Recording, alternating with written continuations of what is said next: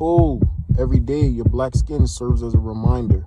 The guilt of enslaving your ancestors formed a contractual binder with the souls of the descendants who are deeply indebted, reveals a clean conscience of the descendants who are deeply embedded. In America, to be black means history navigates your pathfinder.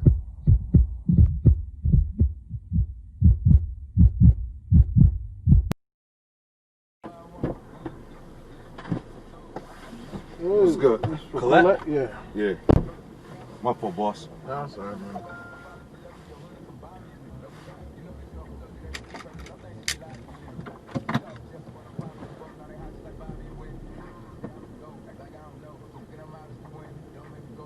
Now you can pull out this way. Yeah, I know. I gotta get down here. This is East Orange, bro. They ain't gonna show you no love. They ain't gonna show you no love. Makes you think I'm not from here. Nah, I'm not saying that. I'm just saying they ain't gonna show you no love because you gotta reverse out. You could be from here. I'm from Elizabeth. You know what I'm saying? I just know they ain't gonna show you no love. Yeah. Yeah. Who's they? The people out here, like this community, they trying to get to where they gotta get to. Who are the people out here? My sister, she lives here with her husband. No, so, I'm saying, but who are they? Like, who are the people? Like, oh, they like the commuters. Oh, okay. Yeah, they ain't gonna show you no love, man. It's East Orange, it's cutthroat. Only the strong survive. Like, my family off Amherst, so that East Orange love I done felt. You know, I got a house in West Orange. It's a different community. Yeah. Oh yeah. Yeah. Okay. So you know exactly what it's a different community. Yeah. The vibes is different. They let you pull out. They ain't in a rush to get to where they're going. It's cool. East Orange, they trying to get to where they're going. You holding up traffic. That's the way they look at it. But East Orange is dope too, though. I can't even lie. It got so much history. And happy Thanksgiving to you, King. You too, man. Did you eat yet? Nah. I hope you're not gonna skip eating to work. Yeah, if I do, it's all right. It's all right. Just make sure they got your plate waiting for you. Okay, yeah. Yeah? Okay. That's nothing. I just dropped somebody off who's going into work. Is not getting out till 7 tomorrow. That's cool. I went to work at 5 this morning. That ain't my issue. But when I come off work, I know my food waiting for me. You deserve that. No, but they're not getting out till 7 tomorrow. Oh, that's cool. They could have ate earlier. Come on, what time do you put the turkey in the stove? I'm saying though, like, they should have had a day off. Nah, you can't get the day off, man. Realistically, it's a holiday. It's not a holiday. This is a day of genocide. Thanksgiving is not a holiday. You know your history. Oh, yeah, I'm Haitian. I'm 1804. Okay. I'm 1804. History's the only thing I have. You know? Yeah. So it ain't a holiday, but we know what it is. Yeah. So we can't be lying to ourselves like, oh yeah, it's a holiday. That's like saying tomorrow's a holiday too then. Yeah. We killing people gonna buy all their land. You know what I'm saying? Whoever's left, they gotta buy into our system. That's what Black Friday is. Well, you just gotta buy in, but it's a transfer. So every year it's a transfer of money from poor to the rich. To the rich. That's all. That's all. Like even with Thanksgiving, I kind of get mad at my friends and stuff. Cause I'm like, yo, you guys go to the supermarket and you guys go crazy and you guys cook a big feast. What are you guys celebrating? What exactly? Do you know what the feast represents? Did you ever take the time out to think about what you're celebrating exactly? You know, like I was just telling my brother, I'm like, every time we eat on Thanksgiving, we pick up a fork or a spoon, it's like us picking up a shovel to bury another body. That's really what the feasting is. Yeah. You know what I mean? Whoever figured it out or coined it, that's what they was really trying to transpire the generations down. Like, this ain't about us eating and filling ourselves. This is about us digging and putting bodies down. Like, this is what we. This is America. This is the way the institution is ran. Yes. That's what makes America America. They're the big bully. At what point, though, do black people get to have like the real truth. Like They won't have a real truth. Like at what point do we like as a Black race people in never this country Black like say people okay never have a real truth. You're no lying to more yourself. no more of like going along King, to get along. King, you're lying to yourself. I'm just asking. Because listen, the because obvious I see question. the way you put the question in your head, the way you formulated it. Yeah. It makes perfect sense logically. Yeah. If everybody was honest logically what you're saying, Yeah. it makes sense. But you have to understand, we were free since what, 1960? But we've been a free country since what? Let's say 100 years. America. Yeah. On paper, 100 years we've been free. Realistically, I would argue that we're still not even. oh free. yeah, we're definitely not. Definitely not. But I mean, the thing with freedom is the more liberties you give somebody. Oh, you gotta go to your. Yeah. The more liberties you give somebody, the more of a box you put them in. Yep. Oh, we got freedom of speech, but everybody has freedom of speech. So I could say this and you could say that. At some point, somebody has to be wrong. You know, because we're free to say everything, but who is right and who's wrong? Yeah. We're not saying that you can't put it out to the masses, but we have to start to control how it gets out to the masses. Right. Which is what media propaganda has become. Yep. News was a beautiful thing when everybody was able to put the information out. But then once we realized, man, listen, if we control this and we just put this narrative out, the black man will never get a truth in America, because the truth in America is that the black man is America. Yep. The American dream is an American dream. It's a lifestyle. It's the black man's lifestyle, not the white man's lifestyle. Yep. Because the black man is the one that goes and buys the white picket fence. The white man is the one who's already with the white picket fence. There's a big narrative change. They pass on generational wealth. We're still trying to accumulate generational wealth. Yep. And we're the only ones that actually ever created generational wealth. Yep. When their parents were slave owners, they didn't pass down money. They just passed down on a liberty, a right. Yep. Like, these are your slaves. Yep. I'm not going to give you no money, but I'll give you these slaves. Yep. And that was just a mind state. Yep. That's why what used to happen on a lot with plantations was the kids that were growing up with the slave kids, once they came to take over the plantation, you guys are free. You were regular people just like me, but my parents would never come to understand this. Mm-hmm. Except for the ones that were stuck on business, where you get the Rockefellers, the J.D. Morgan, the 5 families. If you're really into history, then we could talk the 5 families. Okay, go ahead. The Carnegies, the Fords, this is it. But now realistically, I have to look at it, because I was having a conversation with somebody I worked with at the office, and they were like, oh, you're a black man, you're still limited. I said, I'm not limited in this country. My dad came to this country as a free man, as a business owner. And when my dad was in Haiti, my dad's 74. I'm 30. Wow. My dad been in this country at least 40, 50 years plus. You know what I'm saying? But when my dad came to this country, my dad's dad was a free man. My dad's dad's dad was a free man. My dad's dad's dad's dad was a free man. So that logic, we don't have. I'm Haitian. I'm a god. I could do whatever I please. I could move however I please. I've been free longer than your people. Americans, black Americans used to go to Haiti to be free. Come to Haiti, trust me, ain't no issues. We were the only ones to kill off all the whites. And Jamaicans, but there's a big time difference. We did it in 1804. I think you guys are what, 60 years? It don't matter. It don't matter. It don't matter, but as long as you do it.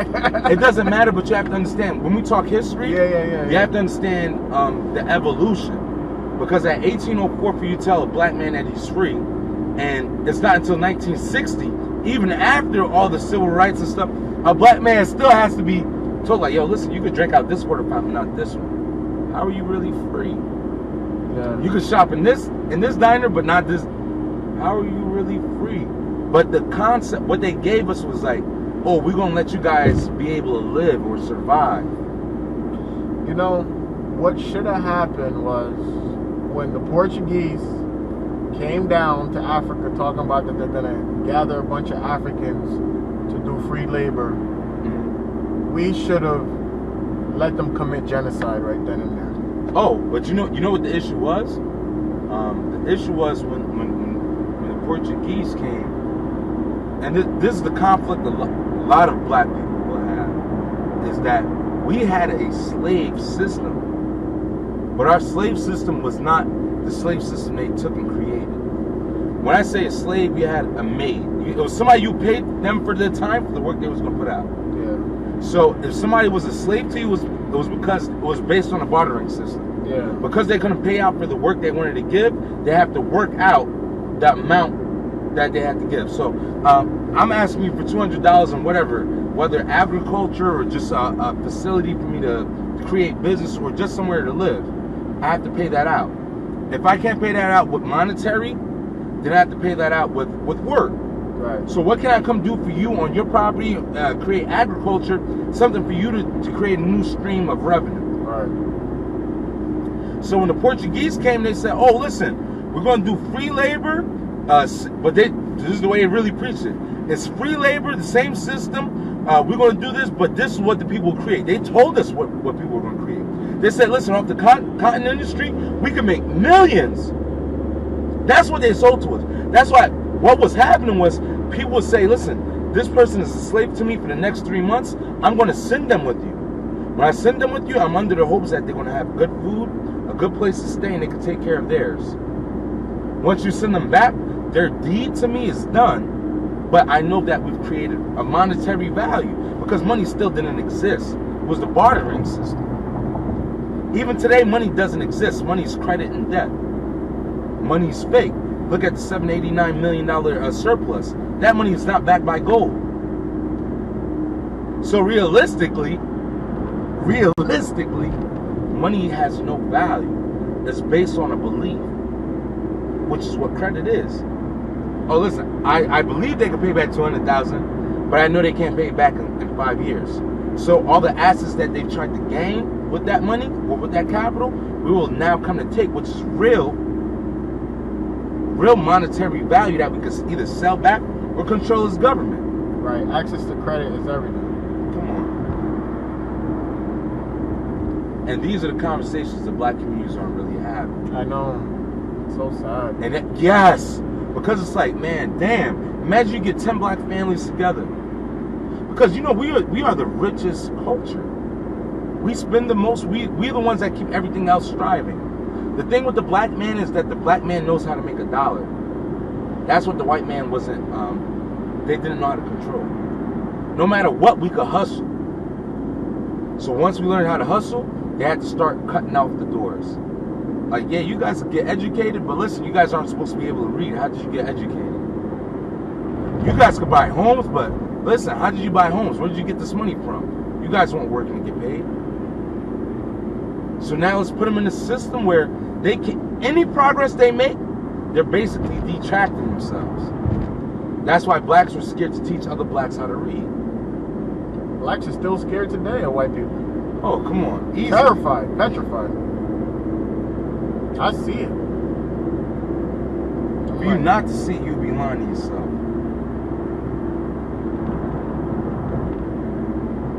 There's a big problem in this country with respect and treatment. And but that's not a big problem in this country. What blacks have to do is something that was stated a few years ago, well, over a period of time. We have to start to go back. And, you know, I know the counterpart of it is that people are like, oh, man, they don't want us to come back. They don't want us to come back. And, you know, I used to have this argument with my friends. Like I said, I'm Haitian, so we used to look at black Americans, you know, like black Americans. Black Americans have no culture. They're lost. They have no identity. The reason why they consider themselves black is no light. So the real definition of black is no light. There's no light. Right. And what they mean by no light is no knowledge. Right. So when somebody says, oh, I'm black, that means they have no knowledge of self. Because in reality, you would say, listen, I'm African. My relatives come from here. Or if you have knowledge of self, hey, listen, I'm an African American, but I'm not an American African, which is a black. Right. Because you have to buy the culture that you understand, the only one you have, which is nothing, because they don't want you to have your history. Right. Which is what started this whole conversation about Thanksgiving. And the indigenous people, Yeah. They were around the West Indies before anything. Look at all our food. You look at Jamaica, Ghana, curry. You know where curry come from? Real curry? Where it come from? You ever eat Thai food? Yeah. The Indians. Yeah, I know. So, my whole thing is when the Europeans first came over to the new land and saw that there were already people here, why didn't they stop the slave trade right then and there and go, okay, They couldn't stop the we slave no trade. longer have to go and make lives difficult for ourselves and go get slaves from Africa and bring them here. We can just enslave the people here. No, you couldn't. Because you have to remember the reason why they have to keep removing people from people. All right, so you know about, what's this guy, Lynch? Lynch. You know that name was really a person. Yeah, yeah. Okay, so Lynch, when what happened was when they started to get the slaves, they had to figure a way to mental power. How do we really enslave them mentally? Is the way they think, the way they move, the way they eat, the way they think of themselves. So what happened was they would go overseas. They would go to England. This one guy, this is the guy that killed multiples of blacks. This is why when they say, "Oh, the Jews was the biggest genocide," no, that wasn't the biggest. That was the biggest recorded. But the shit happening to black people has been happening. And it's still happening. Yeah. It's not over. It's not. Oh, not at all. Police brutality. Look at it. It's a system. It's not over. It's a system, and they're not willing to give it up. No, it's weird. It's like, damn. Because America got no shame in their game when it comes to killing blacks. Come on. You They'll know why? shoot you Because blacks right don't dead have. in front of everybody. Blacks don't have a in sense front of the whole community. world. Blacks don't have. I'm a like, sense y'all of not community. embarrassed? The whole world's watching, yo. You think they care? They do it to the rest of the world, but you know what the rest of the world realize? The blacks are the strongest people. We're the ones that cultivated the population. Look at a Haitian man. In 1804, if I was free, that means I was traveling the world fucking any I wanted. That's why you'll find a Haitian Chinese, you can find a Haitian anything. And people are like, oh, there's more Haitians outside of the country than there are inside of the country. And we've overpopulated our country. So that just goes to show you there's a lack of community. There's a lack of organization. Because the thing is, you have the light skin, you have the in-house Negroes, and you have the out-house Negroes. Yes. If you don't think that was a battle itself, that was done on purpose. We're gonna make them think that the light-skinned Negro is closer to the white man. The dark-skinned Negro is further. So the light-skinned Negro may be granted other okays and hey, you could do this and you can't do that, but the darker Negro can't. But they're going to conflict with each other because why are you granted this and I'm not? But we're the same. Nigga, we have the same mom. A lot of problems. It's a lot of problems, but like I said, and I think this is where you're at. It's like, man, how do we create this level of communication? Yeah, teamwork is the answer. I mean, but I don't. Machiavelli, come outside. Yeah, come outside. You rolled it up? Open the door. Just open the door. Open the basement door. All right. Teamwork is the answer. Teamwork, group economics. Hey, man, I appreciate this conversation because I've been getting tight all day when people say happy holidays. I'm like, this ain't no holiday. You go down. Yeah. You're going to see the BMW now. Driveway. I'm like, man, this is just wild. Right here. Thank you. All right, man. All right, thank you, King. Nice It was a meeting you. pleasure, man. Make All sure you right. get to a plate. All right. All right. Yeah, yo.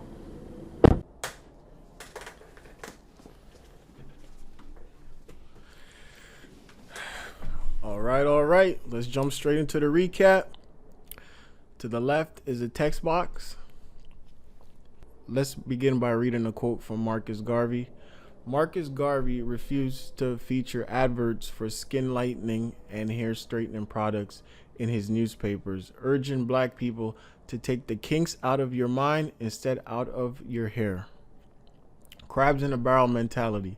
Notice I ask him, who are they? As of the most recent census, East Orange is 89.46% black. He describes the people of East Orange as cutthroat. One could interpret cutthroat as meaning petty, impatient, and impolite, at the very least. Why are black people this way? Of course, not all blacks are this way. He then goes on to describe the community of West Orange, which is 67.6% white and 17.5% black, as patient and cordial. Crabs in a barrel mentality in the higher populated black town is nothing new, and will be the common theme in this program, as you will see. All right, here we go. He mentions 1804. From 1791 to 1804, the Haitian Revolution took place, led by General Toussaint Louverture and General Jean Jasquez Dessalines. General Louverture is regarded as the father of Haiti. On January 1st, 1804, General Dessalines declared independence and named the country Haiti after the indigenous name Arawak. This is a solution because blacks in North America should aspire to become independent. Black Friday. If black Americans were a country, we would rank 13th on the GDP list. Blacks in America don't make anything. Our resource is ourselves. Blacks dominate boxing, basketball, football, and music. In 2019, boxing grossed approximately $361.5 million in sales. For the 2018 and 19 season, the NBA generated $8.76 billion in revenue. For the 2018 season, the NFL earned $8.1 billion in revenue. In 2019, the U.S. music industry generated $11.1 billion in revenue, not to forget the NCAA. Now, not every participant in these fields are black. I listed the total revenue from these different businesses to ascertain the overall potential of each sector. In addition are the black W-2 high income earners, black businesses, and investors. Black Friday is a problem because it's a reminder every year of the lack of education regarding finances amongst the black community and the committed mental slavery to the system. The solution is to put our own everything. Blacks can command, demand, if we're to ever come from under mental slavery. Control Media. Marcus Garvey, born August 17, 1887, and died June 10, 1940, at the age of 52, was a publisher, journalist, and activist. Hailing from Jamaica, Garvey was known for his business acumen. He launched many businesses such as the Negro Factories Corporation, United Negro Improvement Association, and African Communities League, the UNIAACL, Negro World Newspaper, and incorporated the Black Star Line Shipping Company. Garvey used his newspaper company to promote his different businesses, chronologize events, and promote mental liberation amongst black, just to name a few. Media is critical. The black man is America. Enslaved Africans in North America picked cotton, planted rice, built railroads, produced dairy, weaved, did carpentry, washed clothes, butchered meat, preserved it, cooked, harvested sugar cane, tobacco, and coffee for nearly 3 centuries. All of this at a labor cost of $0 for whites. This free labor enriched whites for generations to come. As a black man in America, you must constantly remind yourself your ancestors and people who look like you laid the foundation for things that exist today.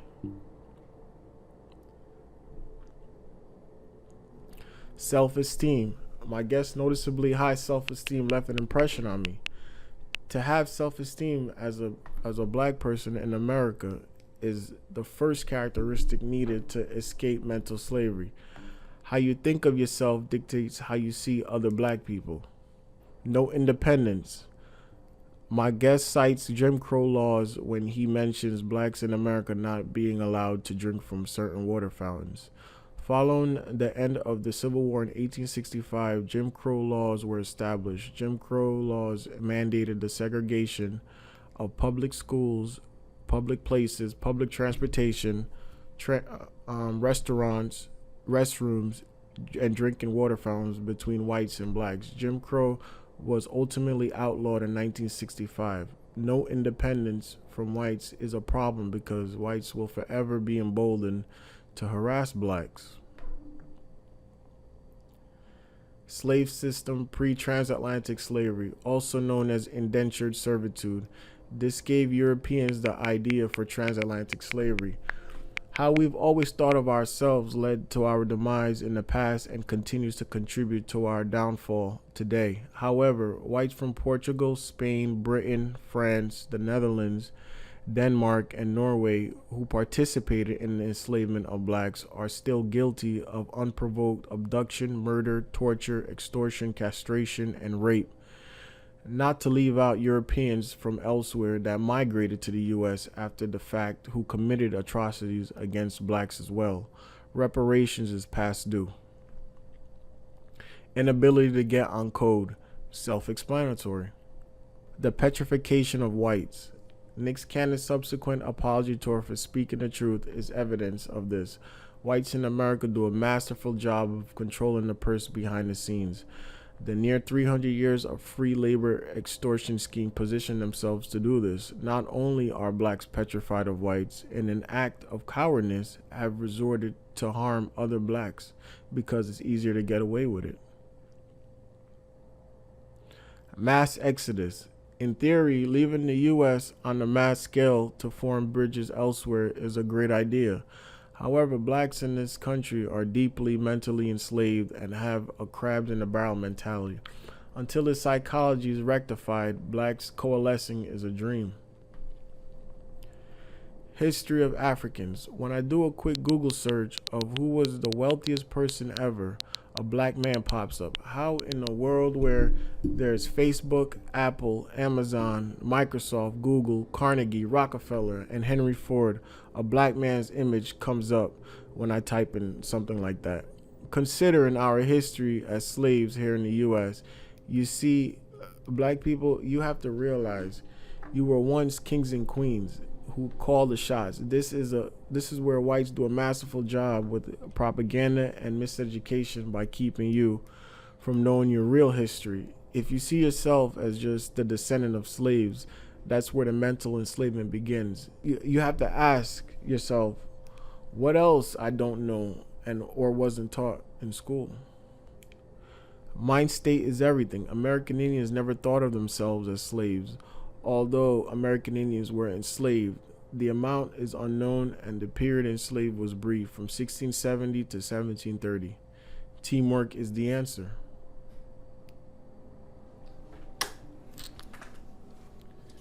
Peace.